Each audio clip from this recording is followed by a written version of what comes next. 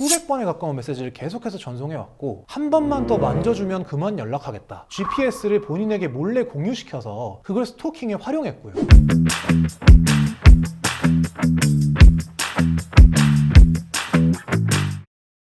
이별하고 상대방의 마음을 돌리기 위해 계속 연락하시는 분들이 있어요. 며칠 동안 상대방을 붙잡는 카톡을 보냈을 뿐인데 형사처벌이 될 수도 있다는 걸 모르시는 분들이 많습니다. 가해자뿐만 아니라 피해자분들도 본인이 당하고 있는 게 사실은 스토킹 범죄인지를 잘 모르시더라고요. 그런데 사실 상대방의 연락이 과하다고 느껴질 경우에 스토킹으로 신고해서 상대방이 접근 금지나 통신 금지 명령을 받게 할 수도 있거든요. 생각하시는 것보다 스토킹 범죄 처벌이 무겁기 때문에 상대방의 의사에 반해서 연락을 하시는 것 자체가 굉장히 위험할 수도 있다는 걸 기억하셔야 됩니다. 그런데 여기에 한술 더 떠서 전 연인의 핸드폰에 위치 추적 어플을 깔고 자기 핸드폰에 그걸 공유받아서 365일 24시간을 계속 따라다니면 어떻게 될까요? 오늘은 스토킹 범죄의 핵심과 사례를 하나 설명해 드리려 합니다. 첫 번째로 어느 정도가 스토킹이 되는지를 가벼운 처벌 사례들로 한번 살펴보고, 두 번째로 지금 저희가 수행하고 있는 스토킹 사건 중에 몰래 GPS로 위치 추적을 해서 피해자를 미행한 좀 무거운 사례도 하나 말씀드릴게요. 마지막으로 스토킹 피해자분들께서 더 이상 상대방이 연락하지 못하게 법원의 긴급조치, 금지 명령을 받으실 수 있다는 점과 신변을 보호받으실 수 있는 방법들을 말씀드리겠습니다.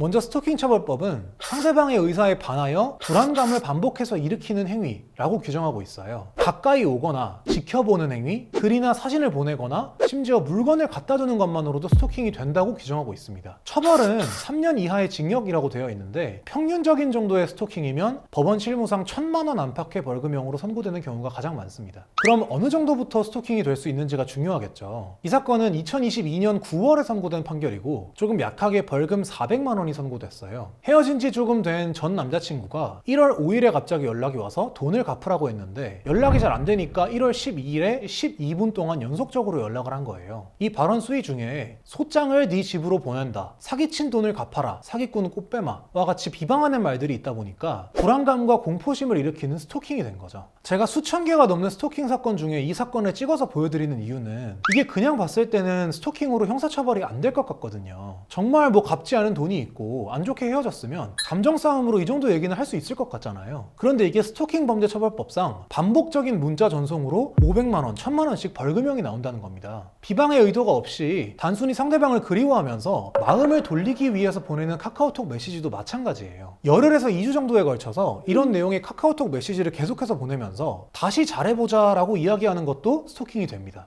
이렇게 가벼운 벌금형으로 끝나는 케이스들도 있지만 반대로 정말 징역형, 깜빵으로 가게 되는 스토킹 사건도 많아요. 이 케이스는 저희가 직접 수행한 사건인데 일단 카카오톡, 문자, 인스타그램, DM 등을 통해서 수백 번에 가까운 메시지를 계속해서 전송해왔고 한 번만 더 만져주면 그만 연락하겠다, 뭐 이런 식의 요구를 수차례 반복해서 만남을 요구했어요. 그리고 만났을 때 피해자의 핸드폰의 위치, GPS를 본인에게 몰래 공유시켜서 그걸 스토킹에 활용했고요. 스토킹뿐만 아니라 강요죄, 강제추행죄, 위치정보법 위반죄와 같은 여러 행위들이 악질적으로 경합되어 있기 때문에 이런 경우는 실형 선고도 가능한 경우라고 보시면 됩니다.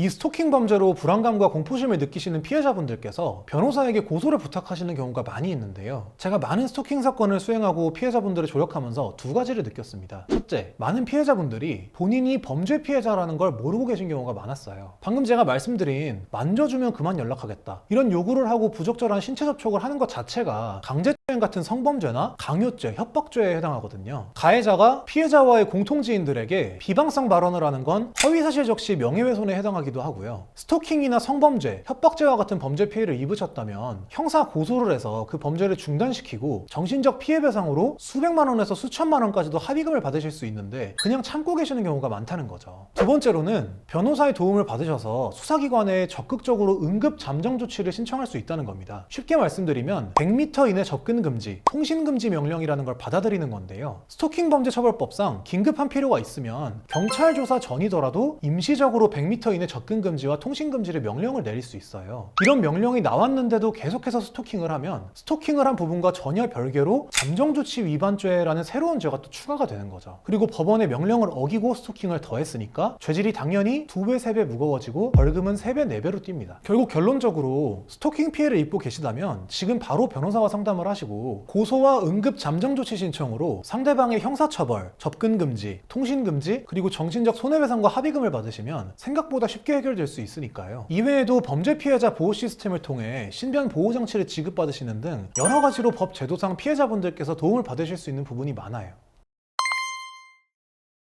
여기까지 스토킹 범죄의 구체적인 사례들을 좀 말씀드리고 피해자분들께서 어떻게 해야 스토킹 피해를 중단시키고 합의금을 받으실 수 있는지를 말씀드렸어요. 활용하실 수 있는 법 제도들이 많으니까 변호사의 상담을 받아보시는 걸 권해드리겠습니다. 오늘 내용에 대해 궁금한 점이 있으신 분은 연락 주시면 제가 직접 상담해드리겠습니다. 끝까지 봐주셔서 감사합니다.